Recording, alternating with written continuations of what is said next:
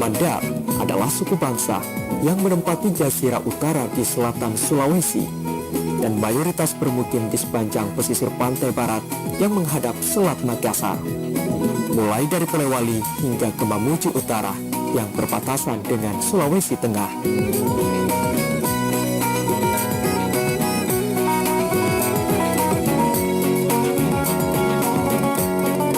Bahasa keseharian yang digunakan suku Mandar adalah bahasa Mandar dengan 4 macam dialek keseharian masyarakatnya. Sejak permulaan abad ke-16 di daerah ini telah ada 14 kerajaan lokal yang terbagi atas 2 kelompok, yaitu Pitu Babana Binanga dan Pitu Ulun Nasalu. Artinya 7 kerajaan di muara sungai dan 7 kerajaan di hulu sungai. Kelompok 7 pertama terdiri atas Balanipa, Sendana, Majene, Pamboang, Tapalan, Binuang, dan Mabuju. Kelompok 7 kedua meliputi Tabulahan, Rantibulahan, Mambi, Bambang, Matanga, Arala, dan Tabang.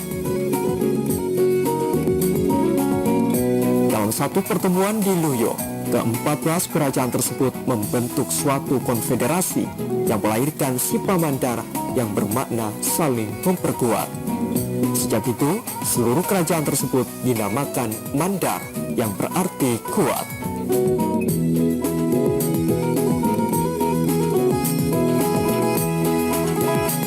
Seperti masyarakat lainnya, masyarakat Mandar pun mengenal pelapisan sosial. Sebagai masyarakat yang pernah berbentuk kerajaan, mereka mengenal 3 lapisan sosial, yakni lapisan atas yang terdiri atas golongan bangsawan atau Todiang Layana, golongan orang kebanyakan atau Taumarak Nikah, dan lapisan bawah atau Batua. Golongan bangsawan Mandar memiliki gelar kebangsawanan, yaitu Daek bagi bangsawan raja dan Puang bagi bangsawan adat. Sistem kepemimpinan pada masyarakat Mandar ditandai oleh beberapa periode, antara lain periode Tomakaka menyusul periode transisi Papuanga, yaitu ketika hubungan sosial dalam masyarakat mulai memperlihatkan polanya. Berikutnya berkembang periode yang sudah penuh dengan tata cara, aturan, dan nilai, yakni periode Arajang, sekitar permulaan abad ke-16. Raja pertama dalam periode ini adalah Todilaling yang tampil sebagai pembina hukum adat dan peletak dasar kebudayaan Mandar. Pemerintahan raja ini dilanjutkan oleh anaknya Tome Payung yang dianggap sebagai peletak dasar demokrasi bagi masyarakat Mandar.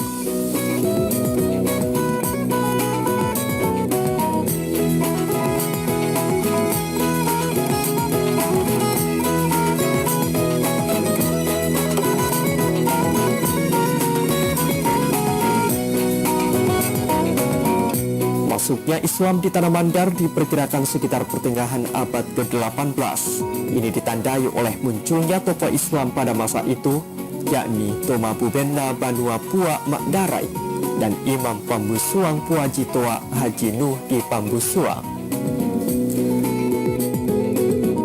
Sedangkan sejarah Islam resmi menjadi agama kerajaan adalah pada masa pemerintahan Arajang Aleta Tomuane, Raja Balanipa keempat yang memeluk agama Islam. Ketika itu dibawa oleh Syekh Tuanta Kamaludin.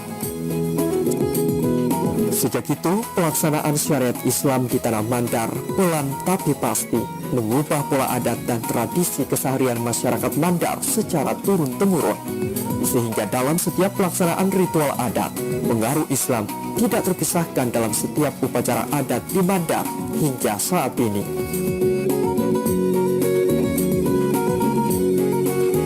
Salah satu bukti peninggalan Islam pada waktu itu adalah keberadaan Masjid Imam Lapeo di Polewali Mandar. Sejarah Imam Lapeo sendiri bagi masyarakat Mandar mempunyai tempat tersendiri karena membawa pengaruh yang luas terhadap penyebaran agama Islam di tanah Mandar. Imam Lapeo atau Kiai Haji Muhammad Tahir lahir di Pambusuang pada tahun 1939 dan menyebarkan agama Islam di Polewali Mandar hingga ke utara di Tapalang. Sejak masuknya Islam, kultur budaya dan tatanan hidup masyarakat Mandar mengalami transformasi nilai, namun tetap menjunjung tinggi adat istiadat yang telah lama diwariskan oleh nenek moyang mereka. Salah satu tradisi yang masih dipertahankan sampai sekarang adalah ritual adat Apatama Al-Quran. Masyarakat Mandar meyakini bahwa ritual adat ini adalah salah satu fase penting yang dilalui oleh manusia sebagai khalifah di bumi ini dalam menjalani fase selanjutnya. Mereka juga meyakini bahwa dalam ajaran Islam, tahapan ini adalah pertanda masa akil balik menuju proses pendewasaan, baik itu dalam bentuk pola pikir maupun tindakan.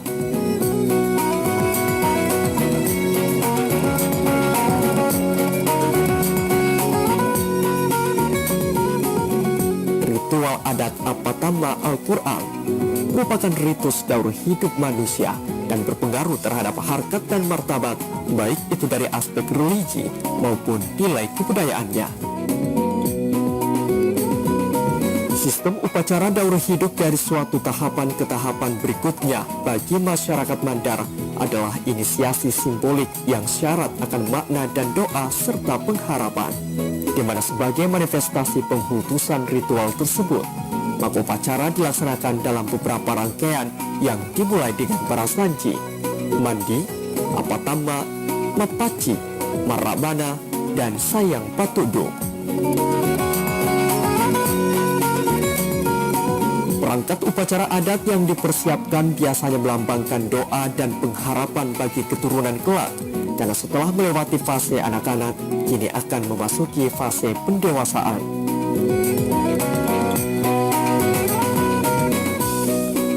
Sebagaimana dalam setiap ritual adat siklus hidup orang Mandar, peranan sando atau dukun dalam prosesi ritual adat Apatama Al-Quran memegang peranan penting.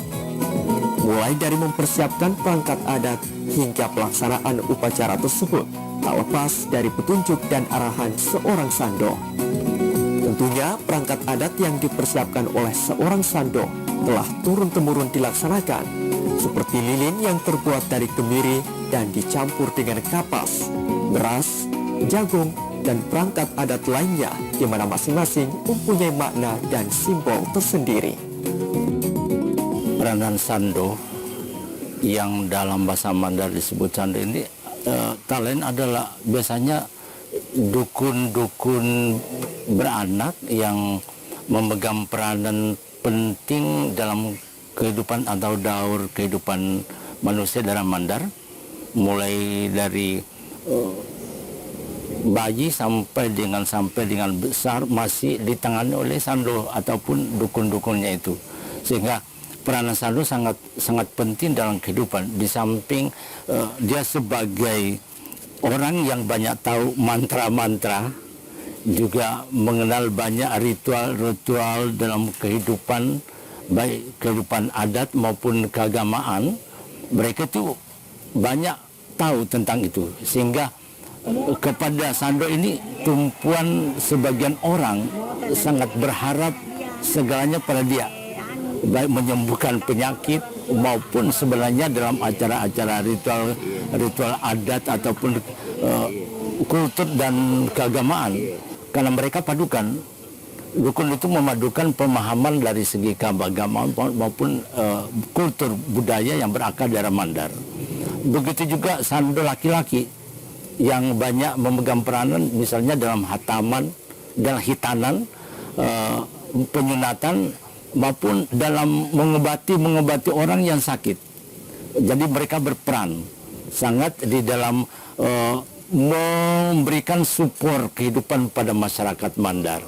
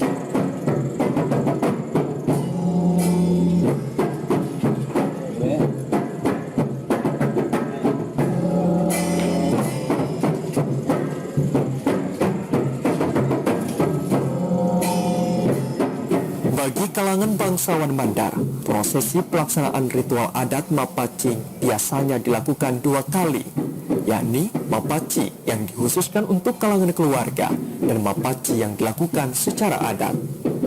Dalam Islam, Mapaci erat kaitannya dengan tahara atau bersuci sebelum melakukan ibadah. Prosesi ini syarat akan doa restu dari keluarga serta pengharapan dari orang tua melalui simbolisasi meletakkan daun paci pada kedua telapak tangan yang ditengadahkan ke langit. Inilah posisi orang yang sedang berdoa kepada Sang Pencipta. Meletakkan kedua telapak tangan di atas perangkat adat seperti bantal yang dilapisi sarung sutra sebanyak 5 lapis, melambangkan bahwa setiap tindakan yang akan dilakukan oleh sang anak senantiasa diawali oleh proses berpikir. Secara simbolik, bantal adalah tempat kepala, sehingga makna bantal adalah simbol kehormatan. Sarung sutra yang diletakkan di atas bantal mempunyai makna sebagai penutup aurat berdasarkan nilai-nilai 5 rukun Islam. Sarung sutra juga mempunyai makna ketekunan, utamanya wanita Mandar pada umumnya dalam membuat sarung sutra, merajut helai demi helai benang dengan penuh kesabaran dan ketekunan. Sehelai pucuk daun pisang yang diletakkan di atas sarung memiliki makna kehidupan yang berkesinambungan, sekaligus simbolisasi sebelum daun pisang menjadi tua akan muncul pucuk daun pisang muda yang siap menggantikan daun pisang yang tua sebagai pelanjut generasi Khalifatul fil Ardi.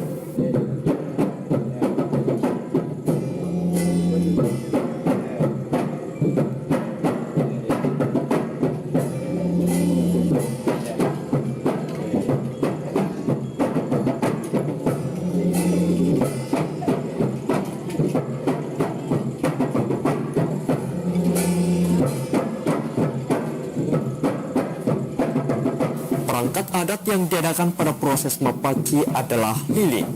Lilin memiliki simbol sebagai penerang atau penyuluh, dengan harapan anak yang telah diapatama Al-Quran kelak akan menjadi penerang cahaya dan berarti bagi orang di sekitarnya.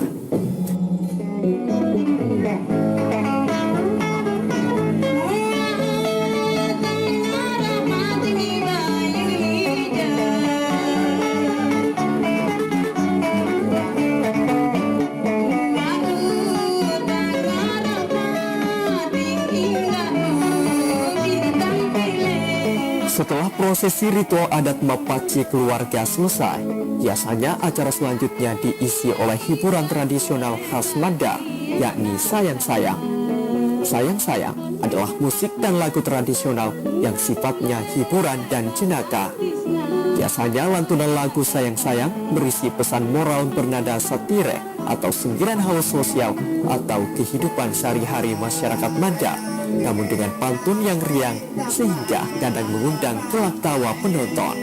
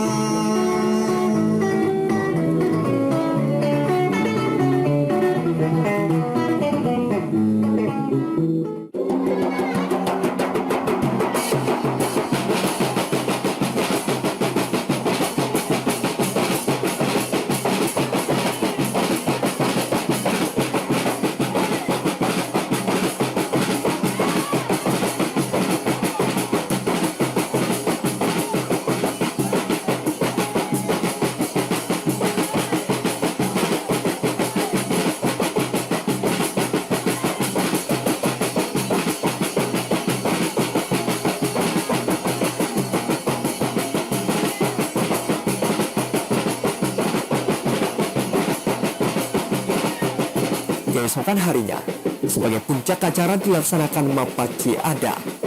Pada prosesi ini, tamu undangan yang hadir adalah perwakilan dari kerajaan-kerajaan yang ada di tanah Mandar, seperti Balangipa, Sendana, Majene, Pamboang, Tapalan, Minduang, Mamuju, Tapulahan, Rantipulahan, Mambi, Bambang, Matanga, Arala, dan Tabang.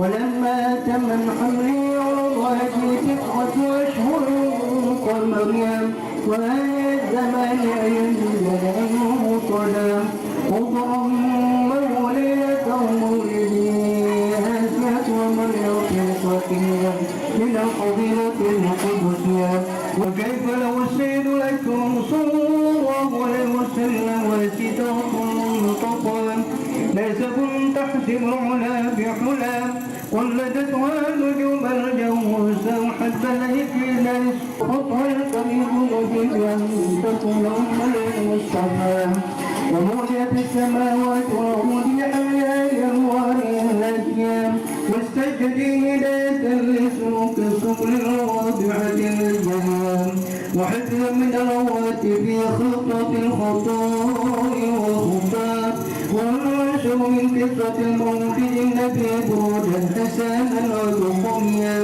يا راغبا من النشر الشريف ابدا تحل المسامع بالغلا واستعين بأول الله تعالى وقوة القيام فإنه لا حول ولا قوة إلا بالله.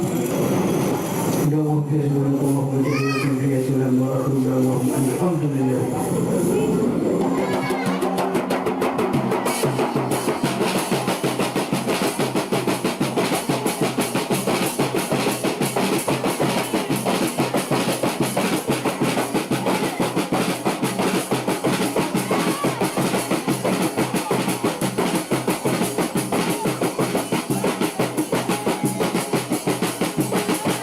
Ke-14 perwakilan adat ini datang untuk memberikan doa restu pada anak yang telah dihitan atau kata. Biasanya, masing-masing utusan memperlihatkan perangkat kerajaan kepada tuan rumah sebagai tanda resmi bahwa utusan yang datang adalah benar-benar utusan kerajaan. Prosesi ini berjalan hikmat dan sakral hingga usai.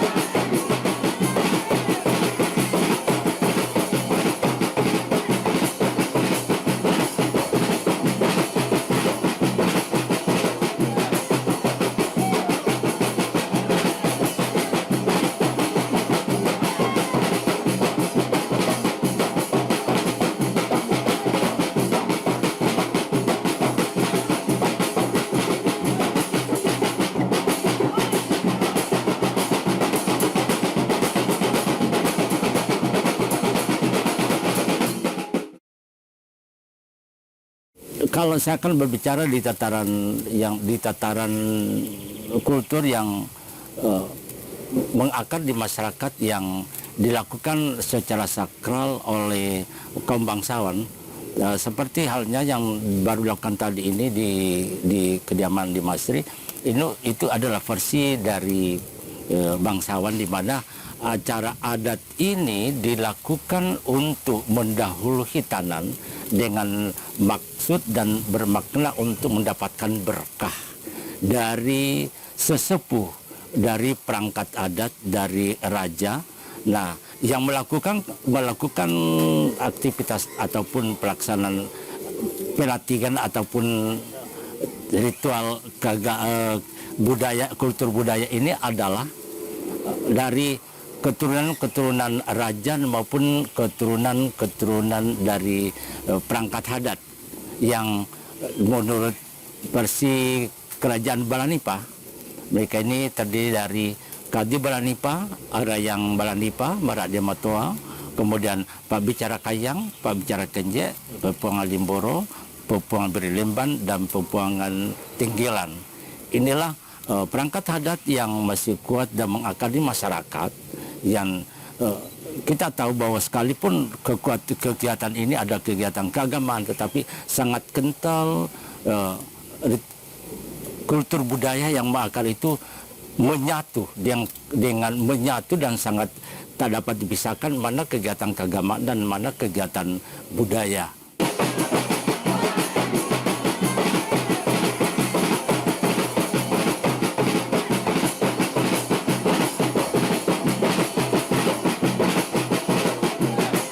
Setelah prosesi ritual mapaci secara adat dilakukan, maka prosesi selanjutnya adalah berupa perhelatan Sayang Patudu. Sayang Patudu atau kuda menari, atau kadang orang menyebutnya sebagai Tomesawe atau orang yang mengendarai, merupakan acara yang diadakan dalam rangka untuk mensyukuri anak-anak yang telah khatam atau tamat Al-Quran. Bagi suku Mandar di Sulawesi Barat, tamat Al-Quran adalah sesuatu yang sangat istimewa dan perlu disyukuri secara khusus dengan mengadakan pesta adat Sayang Patudu.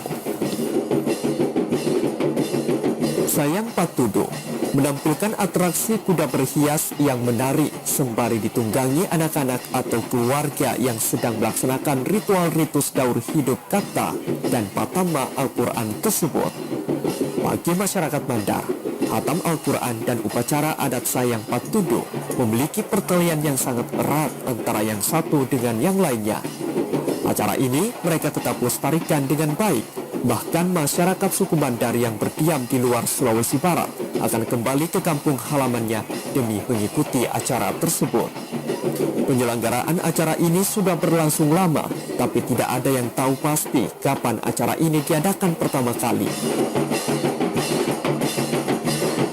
Acara ini dimeriahkan dengan arak-arakan kuda mengelilingi desa yang dikendarai oleh anak-anak yang khatam Al-Quran. Setiap anak mengendarai kuda yang sudah dihias dengan sedemikian rupa.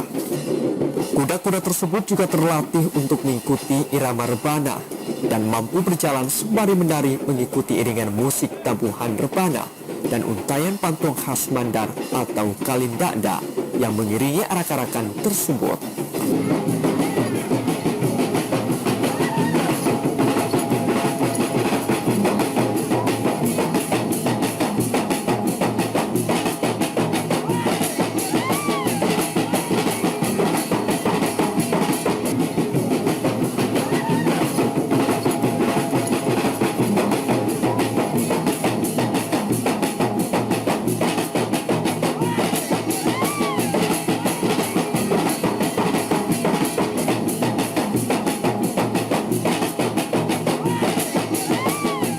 Duduk di atas kuda, para peserta yang ikut pesta Sayang Patudu harus mengikuti tata atur baku yang berlaku secara turun-temurun. Dalam Sayang Patudu, para peserta duduk dengan satu kaki ditekuk ke belakang, lutut menghadap ke depan, sementara satu kaki yang lainnya terlipat dengan lutut dihadapkan ke atas dan telapak kaki berpijak pada punggung kuda.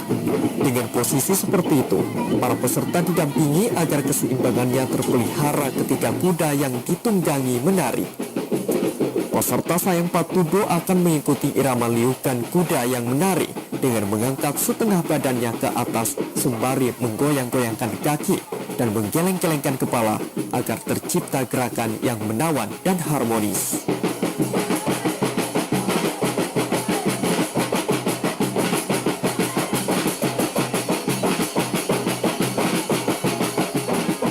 Upacara tradisional merupakan bahagian yang integral dari kebudayaan masyarakat pendukungnya yang berfungsi sebagai pengokoh norma-norma serta nilai-nilai budaya yang telah berlaku dalam masyarakat secara turun-temurun. Norma-norma serta nilai-nilai budaya itu ditampilkan dengan pemeragaan secara simbolis dalam bentuk upacara yang dilakukan dengan penuh hikmat oleh warga masyarakat pendukungnya, serta dirasakan dapat memenuhi kebutuhan para anggotanya, baik secara individual maupun secara komunal. Upacara tradisional juga sebagai peranata sosial yang wajib dipatuhi oleh setiap warga pendukungnya yang penuh simbol-simbol dan berperan sebagai alat komunikasi antar sesama manusia serta menjadi penghubung masyarakat untuk mengatur sikap dan tingkah lakunya agar tidak melanggar atau menyimpang dari adat kebiasaan atau tata pergaulan yang berlaku dalam masyarakat. Simbolisasi dan proses ritual merupakan representasi dalam hal kebudayaan.